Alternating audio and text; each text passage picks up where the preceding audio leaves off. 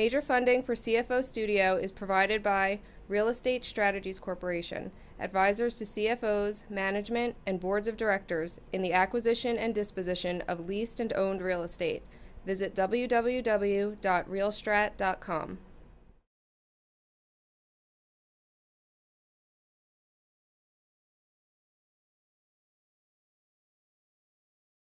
Hi, this is Andrew Zizas, the host of CFO Studio.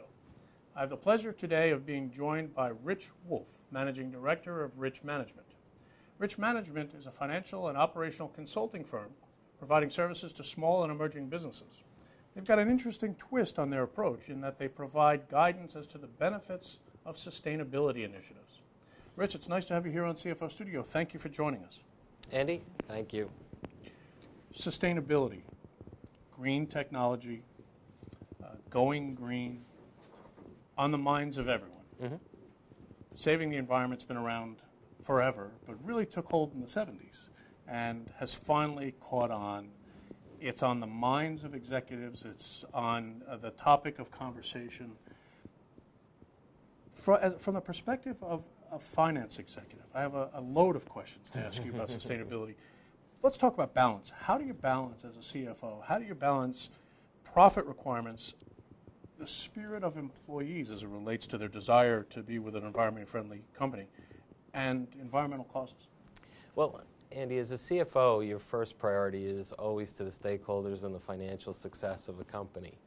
But there are ways that you can improve the employee attitudes within a business and change processes so that you're not negatively impacting the environment. So those situations where you can find wins for each of those components quickly will allow a CFO to sell different projects and initiatives to management and the employees equally well. If you can measure something, you can manage it. And I always remember as a young boy growing up, I was a baseball fan. I wanted to go to the stadium, take my glove, see if I could catch a baseball. That didn't happen, but I became so enthralled with statistics of the game. I used to memorize the batting averages of every Met player that would come to bat. Wait, Met fan? Unfortunately, yes. I'm a Met fan. And how old were you at the time? I was 6 or 7 when I first started getting involved in the Mets, right around the time they won the championship. And at 7 years old, you're memorizing stats. Baseball glove, blue hat, orange insignia. Okay, I got the picture. Go ahead. And my father was always amazed at how after every at-bat I would recalculate the average. But that's how I evaluated the players. And players today get evaluated based on their statistics. So the more you can measure, the better you can manage it. And I believe that there's plenty of areas, both tangible and intangible, that you can measure and show returns on investment to the stakeholders, the board, and the employees to get them behind sustainable efforts. Okay, so you said the magic word, return on investment. Right, so let's talk about return on investment. With sustainable projects, there's got to be a lot of components that are hard to measure. We're talking about measuring ROI. So how do you ascribe value to the components of sustainability initiatives that are tough to quantify? Well, again, there are lots of professionals out there that will define how you quantify individual measurements. I think from a company perspective, what you want to do is understand what your management is focused on. What are they interested in? What are the employees interested in? Define those aspects and then put together a measurement tool that makes sense for you. You're only setting a baseline in a lot of regards. You're setting a standard and you want to measure your improvement against that standard.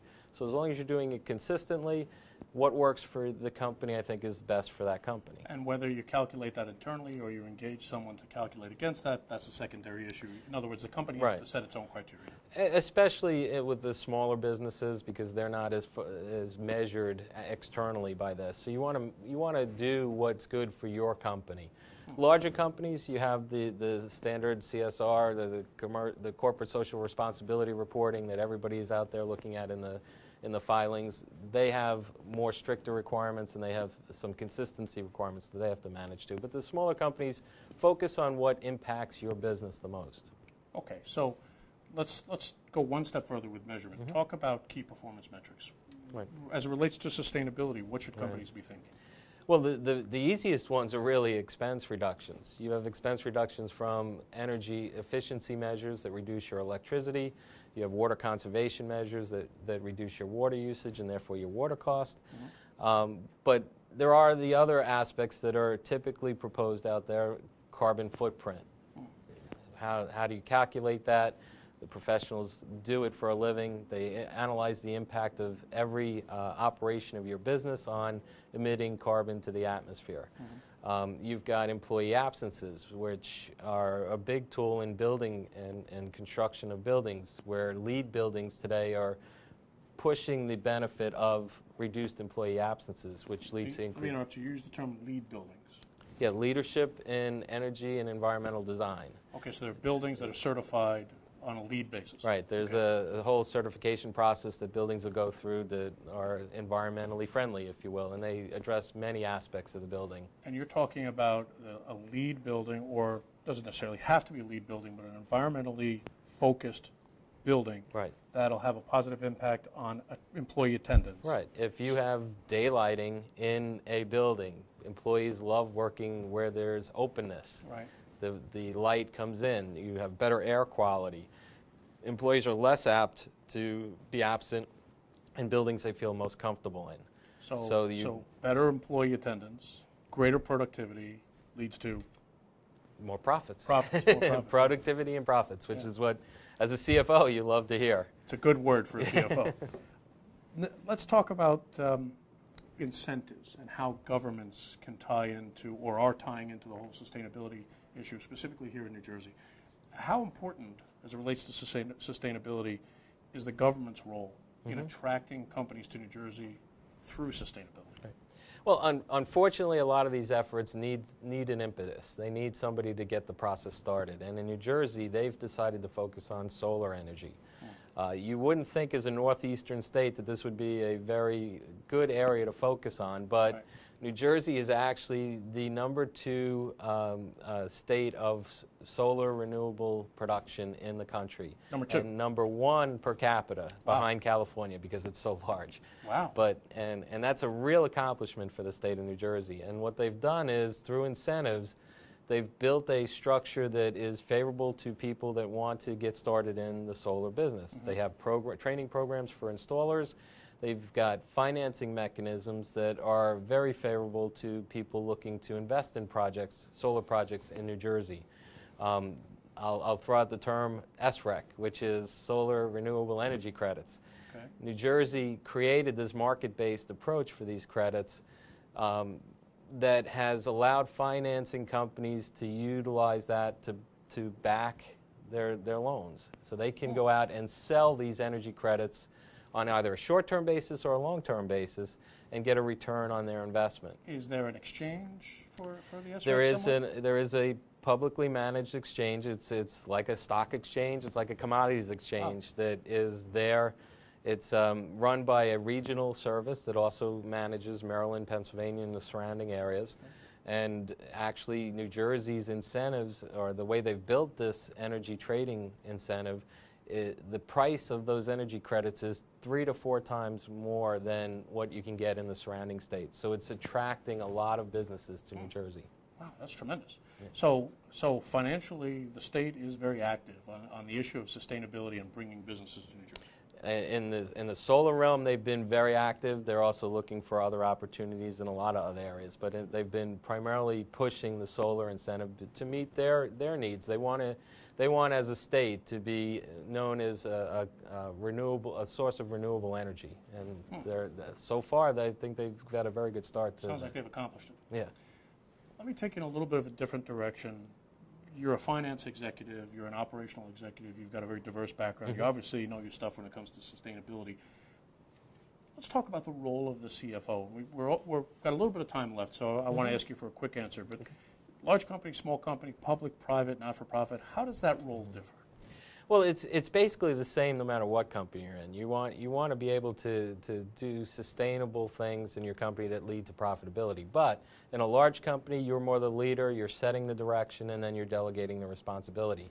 In a smaller company, emerging company, you're in the trenches. You are dealing with the day-to-day issues, you're implementing the strategies that you set, and you're training your people to take on the additional responsibilities that they're going to have to do to make a company a sustainable one, and one that's going to last in the next several generations. Not just environmentally sustainable, but financially sustainable, economically sustainable, and environmentally sustainable. One quick follow-up question. Is it fair to assume that in a larger company, a finance exec, specifically the CFO, becomes more of a specialist, and in a smaller company, he's more broad and more of a generalist? Reality will tell you yes, that's the answer. You never, as a CFO, you always want to have the big picture approach. You always want to get involved in every area of the company. But the reality in today's world is larger companies, you're less specialized, and smaller companies, you're more specialized. Interesting, interesting. More specialized in a larger company or less specialized in a larger company? More specialized in a larger company, broader in a small company. Much broader aspect in a small company. In a small company, yes. I knew that's what you meant. Rich, listen, this has been great. I hope you'll come back to see us again on CFO Studio. I appreciate the time you shared with us. Oh, thank you very much, Andy. It was a pleasure. This is Andrew Zizas with Rich Wolf of Rich Management for CFO Studio, saying thank you for watching. We'll see you again. Major funding for CFO Studio is provided by Real Estate Strategies Corporation, advisors to CFOs, management, and boards of directors in the acquisition and disposition of leased and owned real estate. Visit www.realstrat.com.